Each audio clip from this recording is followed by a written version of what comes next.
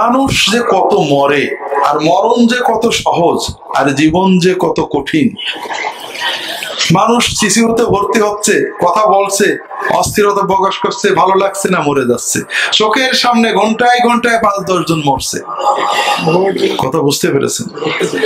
16ই December মা হাসপাতালে সিসিউতে আমরাও আছি। হঠাৎ একজন খুব নামকরা ফরিদপুরের নেতা মানুষ ভর্তি হলেন।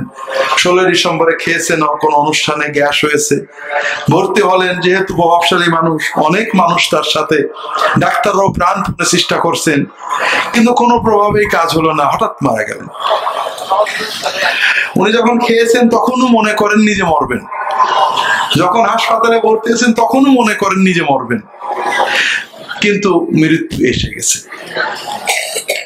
এভাবে আরো মজা,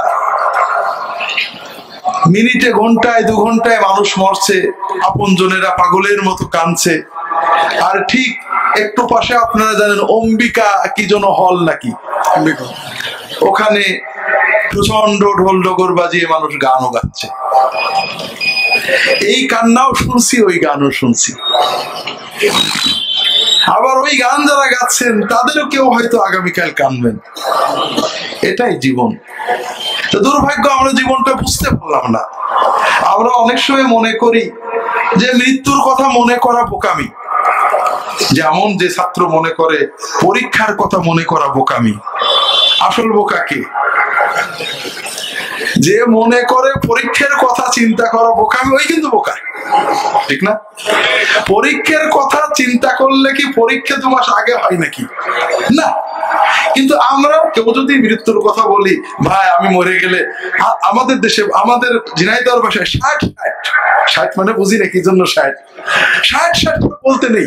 আপন জনেরা মৃত্যুর কথা বলতে দিতে চাই না, শুনতে চাই না। তার মানে কি, আমরা যদি মৃত্যুর কথা বলি তাহলে আজরাইলের আমাদের কথা মনে পড়ে যাবে, ঠিক না? আর আমরা যদি মুখে না আনি তাহলে আজরাইলেরও আর। ব্যাপারটা কি তাই ভাইরা? না, তা না। কাজেই ওই ছাত্রই তো বুদ্ধিমান যে জানুয়ারির 1ম থেকে পরীক্ষার কথা মনে রাখে, আর সেই তো বোকা যে জানুয়ারি, ফেব্রুয়ারি, মার্চে লেখাপড়া করার কথা বললে বলে আরে দেরি আছে, পরীক্ষা তখন দেখা যাবে। এই জন্য ভাইরা, প্রায় মানুষই ক্ষতির ভিতরে।